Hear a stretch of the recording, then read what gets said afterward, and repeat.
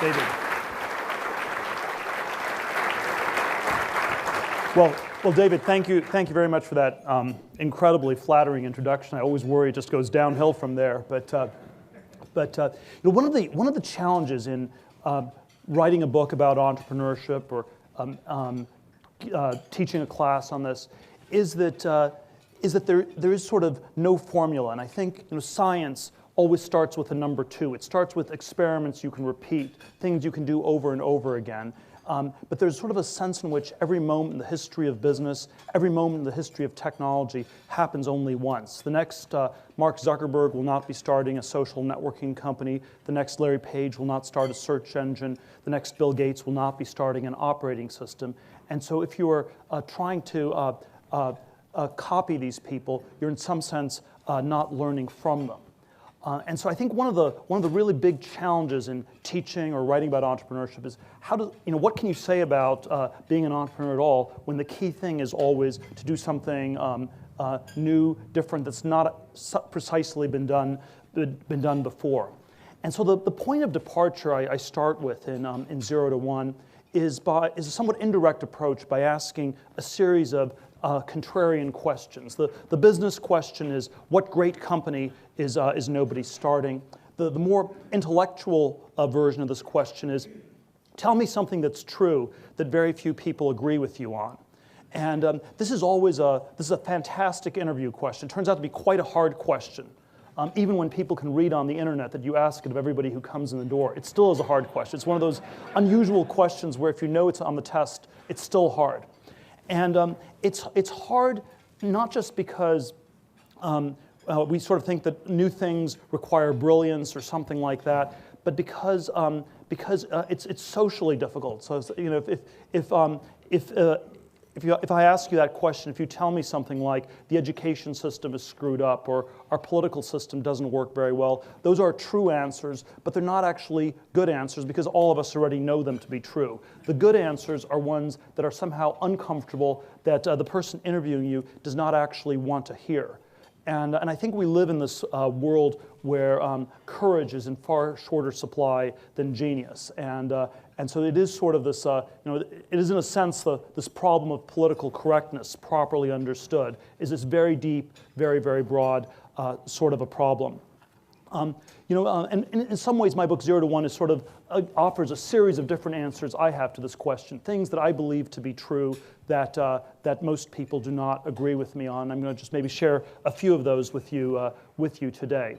The first one, this is perhaps sort of the major thematic one, is takes as a point of departure this idea of uniqueness. Because if you have a unique business that does something nobody else is doing, you have something that is a monopoly, at least for a while. And my claim is that everybody who is a founder, an entrepreneur, an investor, an early employee in these companies, you always want to aim for monopoly. And that is what you would want to aim for on the inside. We can have a discussion about what kinds of monopolies are good or bad for society at large, but on the inside, that is what you always want to aim for. You don't want to have crazy competition. And so I think that there's sort of a conventional view that capitalism and competition are synonyms, and I believe the opposite is true. I believe capitalism and competition are antonyms. I believe a capitalist is someone who's in the business of accumulating capital. A world of perfect competition is a world where all the profits are competed away. If you just love competition, if you want to compete like crazy, you should just open a restaurant in San Francisco. I was actually talked into doing this once. It was one of the worst ideas ever, and you will get lots of crazy competition, but you're very unlikely to make any money because it's going to be completely undifferentiated. And then sort of the paradigm I give of a successful monopoly business in Silicon Valley is Google, where it definitively distanced itself from all the competition back in 2002. Yahoo, Microsoft in particular, and it's been making enormous amounts of money ever since. Now, this monopoly competition idea is not well understood. There's some intellectual reason it's I think, poorly understood, which is that the people who have monopolies don't really talk about it. and the people who are competing like crazy also don't want to talk about it. And so the apparent difference, I think, is always much smaller than the real difference. And so if you're running Google, you don't really talk about the 98% of the revenues that come from search or the monopoly you have in search. You instead talk about your business as being in this much, much larger space called technology. And technology is this vast space where there's competition everywhere, and you're competing with Apple on the Android phone, and you're competing with Facebook and Amazon. And you're building a self-driving car that's going to be competing with Detroit, and there's competition everywhere, and so no, this is not the monopoly the government is looking for. That's sort of the external narrative. And I have this sort of quasi-conspiracy theory that maybe the 20 top people at Google understand this. The 20,000 people below them have absolutely no clue as to what's going on and what has made that company so successful. And then on the other end of the spectrum, if you were to leave this this talk today and decide, I know exactly what I'm going to do. I'm going to open a restaurant in San Francisco. You'd run into a problem, very, very quickly, which would be that people wouldn't want to invest in it because they'd say, well, all these restaurants just lose money. We're going to lose money. We don't want to give you any. And then you'd come up with a fictionally small narrative of what you're doing, and it would be something like, well, it's going to be the only British Nepalese fusion cuisine in downtown San Francisco. It'll be one of a kind. And so, the competitors sort of understate, and because of these systematic distortions, I think this very fundamental idea ends up not being understood all that well. But I think there's also a somewhat more psychological reason that this is somewhat poorly understood. The opening line of Anna Karenina is all happy families are alike. All unhappy families are unhappy in their own special way.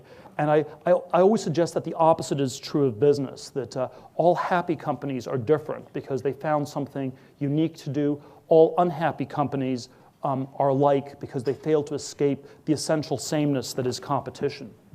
And so when my chapter in my book entitled "All Happy Companies Are Different" was excerpted by the Wall Street Journal, they sort of get to retitle it, and they changed the title to from "All Happy Companies Are Different" to "Competition is for Losers," which is sort of a much punchier title and got a lot of page views. But it's the idea that competition is for losers is extremely punchy because we've always been taught that the opposite is the case. We've been taught that the losers are in some sense the people who are not effective enough at competing. And so the losers are the people who are maybe not quite good enough on the high school sports team, or whose grades are not quite good enough to get into the right colleges or universities.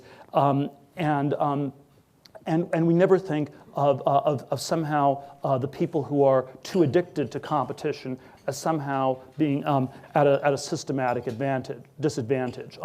There is sort of a slight autobiographical thread to this, where I grew up in this incredibly tracked sort of a context where I remember reading my 8th grade junior high school yearbook. One of my friends wrote in, I know you're going to get into Stanford 4 years from now. 4 years later, I got into Stanford, ended up going to Stanford Law School, and then ended up at sort of one of these top law firms in New York City. And it was, it was every step you had a competition. You won the competition, and when you won, you got to compete again at the next step. And you often, and you got very good at what you were competing on, but you perhaps lost sight of why you were doing it, whether it really made sense. And by the time I ended up at this big law firm in New York, it was one of these places where on the outside everybody wanted to get in, on the inside everybody wanted to get out.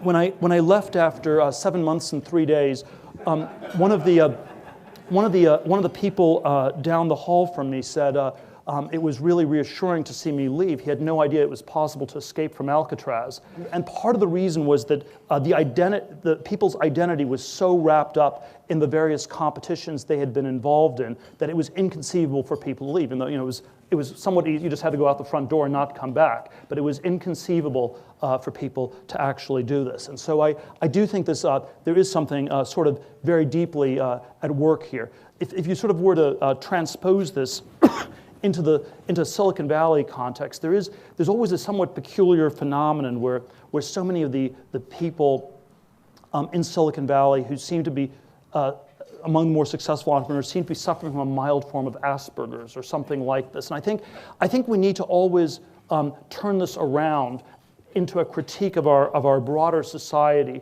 We need to ask the question, what is it about our society where the people who do not have Asperger's get talked out of all of their creative, interesting, original ideas before they're even fully formed? And you sort of pick up on all these subtle social cues. You see, oh, that's a little bit too strange, that's too weird, that idea doesn't make sense, maybe I'll just go back to opening that restaurant, or something like this.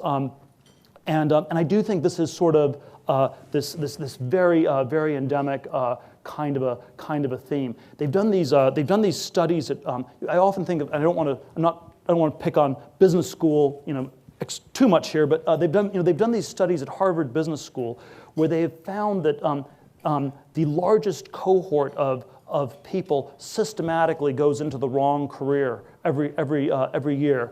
And what I submit happens is something like you have sort of this hothouse environment full of people who are extremely extroverted, maybe a little bit low on the conviction side. They spend 2 years talking to one another about what they're going to do next. And at the end of the 2-year process, you somehow all often end up gravitating towards trying to catch the last wave in one way or another. And so in '89, everybody wanted to work for Michael Milken, so a year or two before he went to jail. No one was ever interested in technology except 99, 2000, when people from HBS descended on Silicon Valley and sort of timed the end of the dot-com bubble perfectly. And on down the line. And I think it's a little bit unfair to just pick on the business school context, but I think this is sort of a very general, very endemic context that we find competition extremely validating, and it is always super misleading. The academic version of this, I think, was articulated well by Henry Kissinger when he described his fellow professors at Harvard by saying, the battles in academia are so ferocious because the stakes are so small. And we always think of this as, like some sort of definition of insanity. Why would you fight like crazy? You'd fight like crazy if the stakes are big. Why would you fight like crazy if the stakes are small? And it's in part, it's of course, when people are not differentiated, the differences get very small. You fight over less and less, and so it is both a definition of insanity, but also sort of a working out of the logic of the situation. When I apply this principle to thinking about investing in businesses or getting involved in different technology businesses, one of the questions I always get asked is, what are some trends in technology? What are things that are happening? I always find this to be this is probably the question I dislike the most that I get asked on many different stops on this book tour, because you're sort of tempted to just give these very banal answers like there'll be more people using cell phones in 5 years, which don't really tell you very much of one sort or another. But I think the general theme I would suggest is that all trends are overrated. And so if you think about current trends in technology, healthcare IT software, education software, overrated. SaaS enterprise software, really overrated. Big data, cloud computing, if you hear those words, you need to think fraud. You need to run away as fast as you possibly can. And the reason these buzzwords tell you that something is, these buzzwords are sort of like a tell in poker that people are bluffing, and that there's nothing, that the business is not undifferentiated, because the buzzwords tell you that it is one company of a category that's undifferentiated from the others in that category, and therefore are symptomatic somehow of a lot of competition and a bad business idea. And so, you don't want to be the 4th online pet food company. You don't want to be the 10th thin film solar panel company. You don't want to be the 1,000th restaurant in San Francisco. And so there is something about, if you can describe what a company is doing very straightforwardly by referencing these buzzwords, these categories that already exist, that's actually a sign that it's a pretty bad that it's a pretty bad idea. And I think one of the challenges, conversely, that you have when you have a very successful business is to try to describe it. You often, it doesn't actually fit into any of the boxes precisely, and then that makes it very hard for people to understand what's going on. Sometimes you even have companies that are genuinely innovative, that do something very new, and they get mischaracterized as being one in a category that's doing something else. So for example, Google in the late 90s was categorized as just another search engine, and this was sort of one of the reasons people thought it was not that valuable, when probably the correct characterization would have been it was the first computer-powered search. All the others were sort of these human organized lists. It was qualitatively different, but it sort of got mischaracterized. Or Facebook in 2004 would have been characterized, probably still is characterized, as a social networking company, most straightforwardly. And of course, it was not the first. There had been a number of others that had done this before. One of my friends, Reid Hoffman, who started LinkedIn, started a company called SocialNet in 1997. So they already had the name social networking in the company 7 years before Facebook came along. They had sort of all these crazy ideas. You were going to have these avatars in cyberspace, and some people would be cats, and some people would be dogs, and there'd be sort of all these questions how they'd interact, and people weren't really all that interested in that. And it turned out that what actually mattered was not social networking among virtual cats and dogs or anything of that sort. It was real identity, and Facebook was the first company to crack the problem of real identity. That's not the way it got characterized, because we're always so biased to trying to put things in a pattern, in a category, and not to think about what's unique, what's original, what's different. One of the other sort of very counterintuitive aspects this monopoly idea leads me to is that you always want to start with very small markets. You don't want to start with incredibly big markets. You want to start with, because if you're starting a company, you want to get a large market share. And since you always start small, you ideally go after a small market first and take over that market in one way or another. PayPal started with power sellers on eBay. It was like 20,000 power sellers. They had a big need for a new payments solution, and we got to about 30-35% market share in the first 3 to 4 months, and then you gradually expanded, and then over many years you branched out from there. Facebook launched at Harvard 10,000 students, and you went from 0 to 60% market share in 10 days. Again, sort of a very auspicious start, and then you could branch out from there. One of the really big disasters of the last decade was the whole clean tech fiasco. And I think there's sort of many different things that went wrong. I think failure is often very over-determined. You don't normally fail for just one reason. You fail for like 5 different reasons, and that's why you normally don't learn a lot from failure. It's sort of very overrated, I think, because you end up you only learn one of the reasons you failed, not the other 4. But one of the things that went wrong systematically with the clean tech companies was that they badly misjudged the market. And every sort of PowerPoint presentation that you saw in the period 2005 to 2008, first 1 or 2 slides was, we have this giant market. It's measured, it's much bigger than anything on the internet ever was. It's measured in hundreds of billions or trillions of dollars. It's this market called energy. And so when you're a thin film solar panel company, we have to beat the other 9 thin film solar panel companies, and then you have to beat the next 90 solar panel companies, and then you have to beat the wind companies, and then you have to beat the natural gas companies, and then fracking comes out of right field, and China comes out of left field.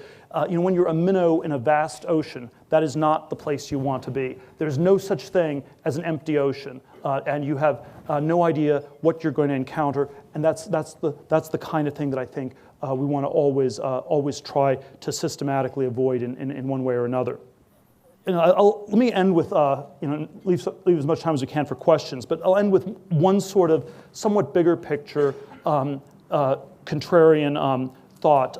I think that for the 21st century to be a successful century, we have to sort of find a way for both globalization and technology to proceed apace. But I think it is very important to these words always get used synonymously, and I think they should be differentiated very strongly. I always draw globalization on the x-axis, and I describe it as copying things that work, going from one to n, horizontal, extensive growth. I describe technology as vertical, intensive growth, doing new things, going from 0 to 1. So, globalization is like going from 1 to 100 typewriters.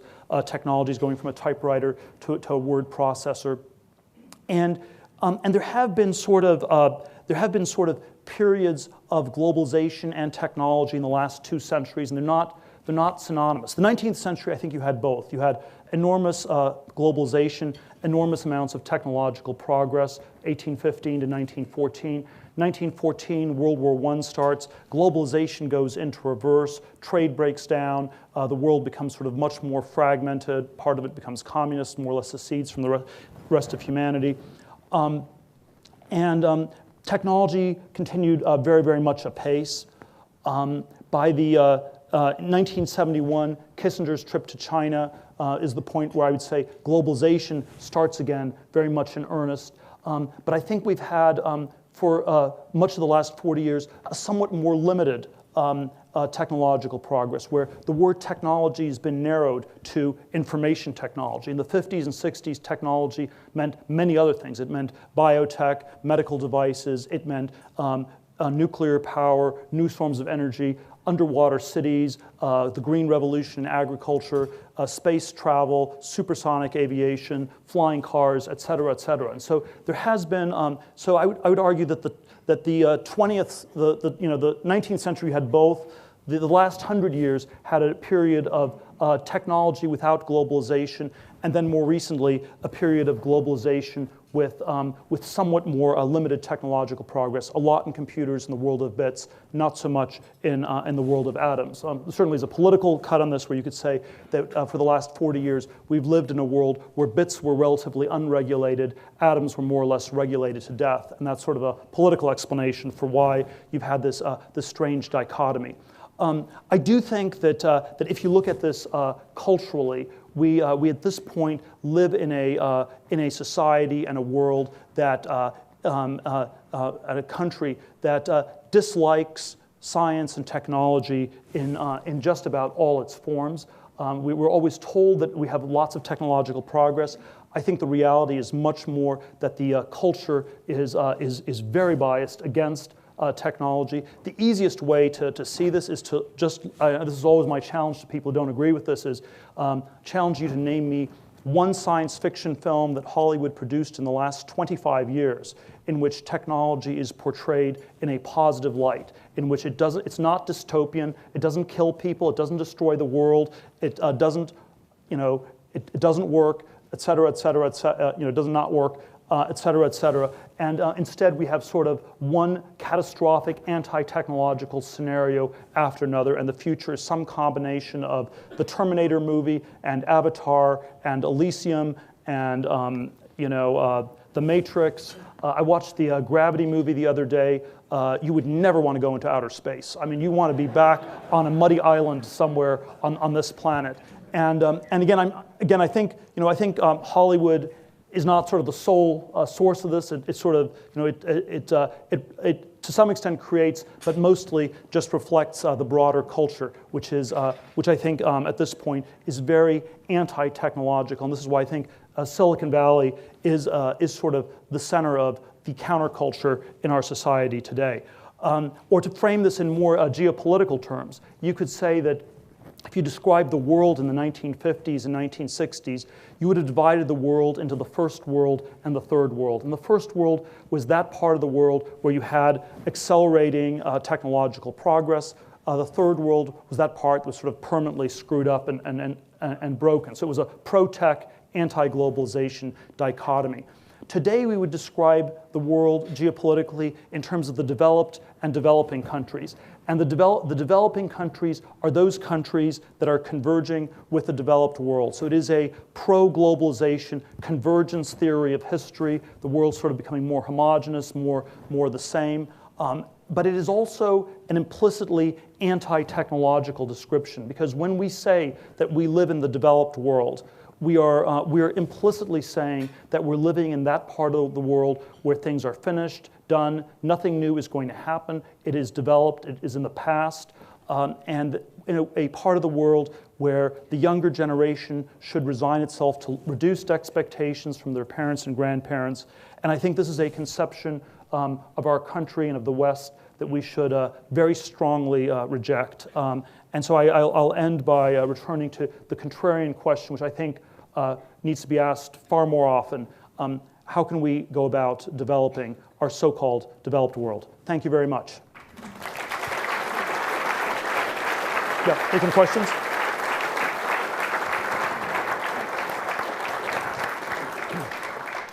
We have quite a few questions here. I think we can start with,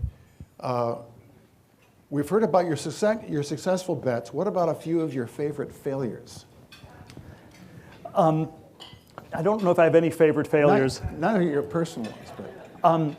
You know, there definitely are all sorts of contexts where things go wrong. But I'll stick with what I said on the clean tech context. I actually think it's not that clear how much people can learn from failure. You know, when things go wrong, you know, you don't always learn a lot. And this is sort of one of these conventional wisdom things people say, that you're free to fail, you can keep failing over and over again. But I actually think that in many contexts, you know, people do not learn all that much. You know, there's always this question. You know, I think in Silicon Valley there've been sort of many companies where you know, PayPal had sort of, you know, it was sort of a moderately, you know, the companies have been a lot more successful than PayPal. You know, certainly whenever you sell a company, you can say it's not a complete success. You know, the thing you really want is for a company to remain standalone. So it was a very bittersweet process. It was, you know, certainly a success by many measures, but then, you know, we had hoped to turn it into a new world currency, to change the nature of money, and, you know, we were sort of stuck on this eBay platform. And at the end of the day, the logical thing for us was to combine forces. But it was this sort of intermediate outcome, which I think was quite good for training a lot of entrepreneurs, where what people learned, it was hard but possible to build a really successful company. And I think this was the lesson that sort of led to a lot of people then starting some really great companies in the years after PayPal. If you had been in a company that failed, you know, the main lesson people learned in the late 90s afterwards was you have to aim lower. You have to try something that's less ambitious. And so failure ends up being a self-fulfilling sort of prophecy where you then, you know, if you fail, you often end up finding it really hard to succeed. And I think on the other end of the spectrum, if success is too easy, which I think was sort of the Google, Microsoft experience, people learn also the wrong lesson, that it's easy. So if you learn the lesson it's easy or impossible, that's a bad lesson. Hard is probably a pretty good lesson. You know, so extreme optimism and extreme pessimism, I think, are always the bad sentiments. Extreme optimism tells you that there's no need to do anything. The future will take care of itself. Extreme pessimism tells you there's no point in doing anything. We're all doomed. And what extreme optimism and extreme pessimism converge on is you just don't do anything. And so I think it's always good to have a somewhat intermediate thing, not focus on extreme success or extreme failure. Okay, a related question, since you mentioned Microsoft. The question is, you say in your book that Microsoft and Oracle are not good bets because they are not innovating. So who is? Related to that would be, what advice would you give an entrepreneur to develop a mindset towards unlocking secrets? Let's see. There are many companies that are good investments even if they don't innovate. So there are sort of points where they can be successful businesses. They generate cash flows. They're like banks. They sort of make money. They don't have to do that much new for a long time. I would say a lot of the but I think people should be very clear that when they're investing in these companies, that you're fundamentally making a bet against technology. Most of the companies in the NASDAQ 100 at this point are bets against technological innovation. So if you invest in Microsoft, You're betting that no Linux won't be developed, that there'll be no new operating system, that things won't shift away from Office, that they won't shift onto mobile devices. If you invest in Oracle, that's a bet against the cloud. It might be a good bet, but that's sort of the fundamental bet you're making. If you invest in IBM, you're betting that people are going to stick with kludgy software from the 70s for all eternity. And so now these companies always brand themselves as technology companies, even when they're long past that point. General Motors was a technology company in the 1920s. The car companies were all super innovative. It probably was still sort of a tech company in the 50s. By the 80s, investment in GM was a bet against German and Japanese innovation. And so there is sort of this arc where these things change, and you should just be clear on what it is that you're doing. Okay. What is something that everyone thinks is right that you think is wrong? Well, I already gave a few answers to that. The super flip answer I always give to that question is that most people think the question, what's right that other people think is wrong. This is an easy question to answer. I think it's a hard question because originality is hard. It's not, you don't get to be original if you dress up like a hipster and you wear all the same fashionable clothes the other fashionable people wear. So there's sort of a lot of stuff where we always pretend that creativity, originality, all these things are somehow super easy, and the reality is they're very hard. Already in the time of Shakespeare, the word ape meant both primate and to imitate. It was Aristotle, I believe, however, said, man differs from the other animals in his greater aptitude for imitation. And so there is this imitation aspect to human nature that runs very deep. It's how we learn language as kids. It's how culture gets transmitted. But it also leads to many forms of insane behavior. It leads to insane peer pressures. It leads to market bubbles, manias, and so I think trying to find a way to be original is quite difficult. I think in practice, I don't think there's a formula. This is how you do these 5 steps, and you will have an original idea. There's no easy formula. But if you sort of described it, it often starts by not being that focused on the people around you, being really passionate about some idea or something more transcendent, and that's sort of what drives a lot of innovation. At PayPal, we're sort of very interested in the combination of cryptography and finance, which is sort of this idiosyncratic intersection. We didn't succeed in building the new cryptocurrency. Maybe or maybe not Bitcoin will do that, but it was nevertheless sort of a very motivational kind of a thing. So I think always having some sense of mission is very powerful. I always like to distinguish mission-oriented companies from social entrepreneurship, where a mission-oriented company is a company where if it doesn't work on the problem it's working on, the problem will never be solved because it's the only company in the world that's working on an important problem. My colleague Elon Musk from PayPal is working on the SpaceX company. Their mission is to go to Mars. Now, you may or may not agree on that being an important or worthwhile mission, but it's the only company in the world you can work on if you think that's an important mission. And for the people there, that is incredibly motivational. Social entrepreneurship, by contrast, tends to lead to an awful lot of these sort of copycat, imitative sorts of businesses. And I think it starts with the ambiguity inherent in the word social itself, where social can mean either, number one, good for society, or number two, it can mean good as seen by society. And I would submit that in most of the cases, it's actually the second definition that dominates. And when you're doing something that is merely good as seen by society, you are likely to already be in an area where you will have automatically a vast number of copycats. And that's why I think social entrepreneurship as a category has been such a dismal failure. So since you mentioned Bitcoin and your experience with PayPal, what are your thoughts on Bitcoin? It's always I'm still somewhat biased since we failed to do it at PayPal. We have to you then always assume, when you fail, you assume you can't do it. And so we've probably been somewhat too biased against Bitcoin over the years because we failed, therefore no one is going to succeed at this.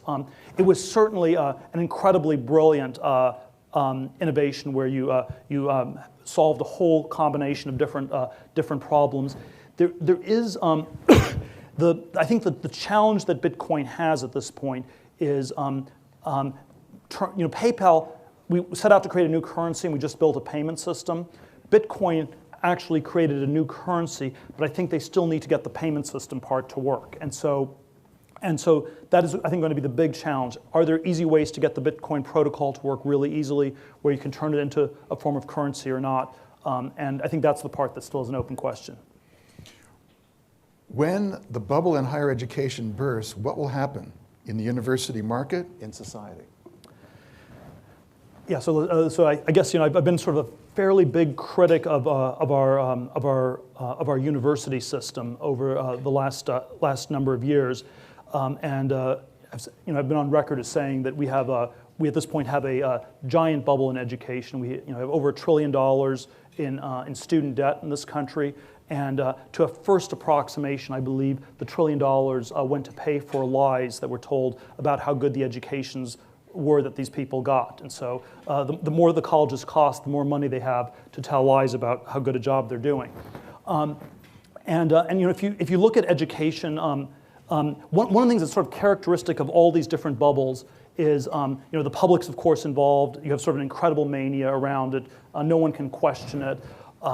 They also always involve an incredible abstraction.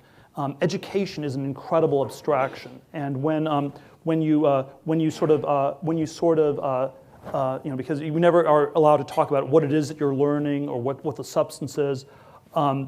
If you try to sort of make it less abstract, I think you sort of get to some different things. The economic version of it, I suggested to make it less abstract, is you could ask, is education an investment, where you sort of invest in something in order to increase your earning power?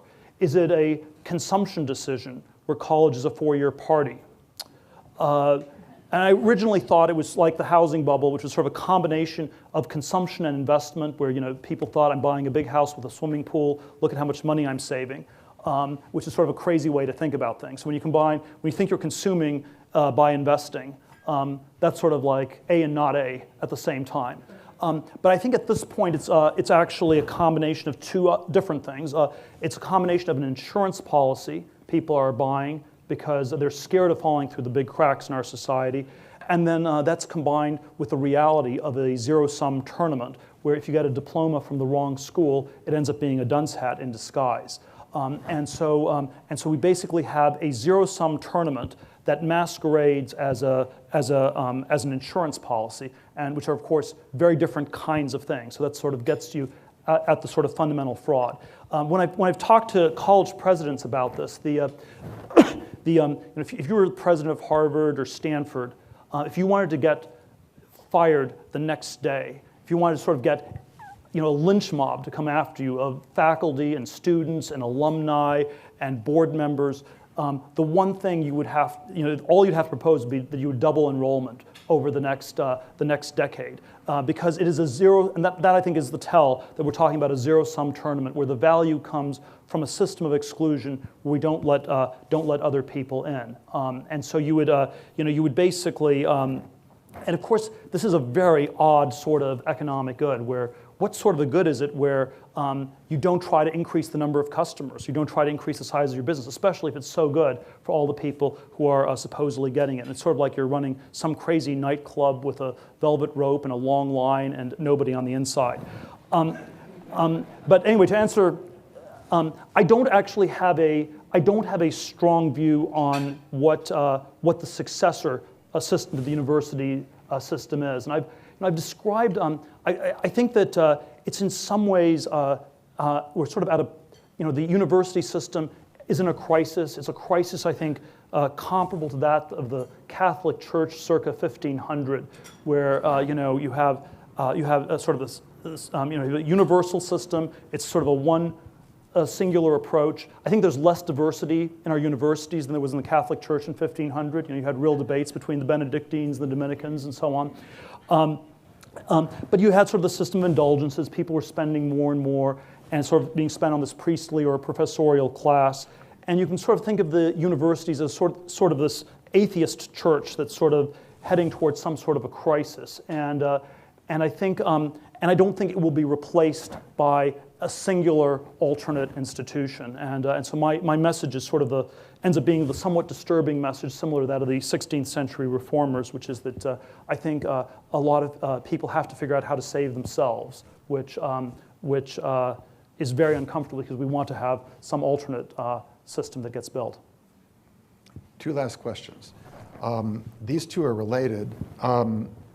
Would you believe the business climate will be in California 5 years after increased regulation? Would you move to another state? And is California monopoly, its control of the world's crucible of innovation, Silicon Valley, appears to allow it to charge monopoly rents? Let's see. I think disturbingly, California is able to get away with putting quite a significant regulatory burden on its industries. You know, the two big sectors in California are the tech industry, Northern California, the entertainment industry, Southern California. They both have these they're both these heavily networked industries. So there's it's incredibly valuable to be here, even when the taxes are quite a bit higher. And I think, and as a result, it sort of ends up being very. It's unlike. I still think we're a long ways off from alternate centers getting set up. And one of the things that was very surprising was that the state was able to dramatically increase marginal tax rates in 2012, and it did not actually lead to any exodus whatsoever. People are sort of stuck, and this suggests that even if taxes went up a lot more, we're sort of stuck in these network effect-like industries where people can't leave. I think New York State is sort of much more vulnerable. There's something about finance which is sort of much more mobile at this point. So I think New York State, as sort of a political experiment, will collapse well before California does. And then I think with respect, but then I think the part that is dangerous about the California dynamic is that when you have these sort of super networked industries, it's possible that policy can go incredibly far wrong before anybody notices. And the super disturbing example in the U.S. context would be Detroit and the U.S. car industry, which was, again, a very networked industry. It was all around Detroit. You had the suppliers, all these different people. There were incredible scale economies, network effects that came from that. And so as it got taxed and regulated more and more, people did not leave. There was no response. And then eventually the whole thing completely collapsed. And so the risk in California is not that we have some sort of gradual decline, but that we have that it gets sort of pushed and then it sort of goes over the cliff completely. But I think we're still a ways away from that. Last question. What in your upbringing made you think differently? Education? Family? Experience? All of the above? It's some combination of all of the above. I think that, I do think sort of having somewhat unconventional political views is always sort of it's like at least a small entree towards this. And when we started the conservative libertarian newspaper, Stanford Review at Stanford, you were sort of forced to engage in all these different topics. You were sort of in this minority, and when you're in a minority, you do in an intellectual minority, you do you naturally build up a certain resistance to the idea that truth is collective, that it's simply what everybody says is true in all these different contexts. And so I think that sort of experience was very powerful. Great. Thank you very much. Awesome. Thanks.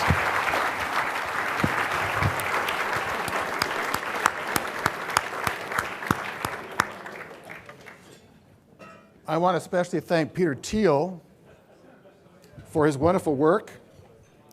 And we're particularly grateful to all of you for joining with us and making this such a successful gathering and event. As I mentioned before, copies of 0 to 1 are available next door. Peter has kindly agreed to autograph copies for people. And we hope to see you soon. please visit our website at independent.org, and we look forward to your joining with us again in the future. Thank you for joining with us.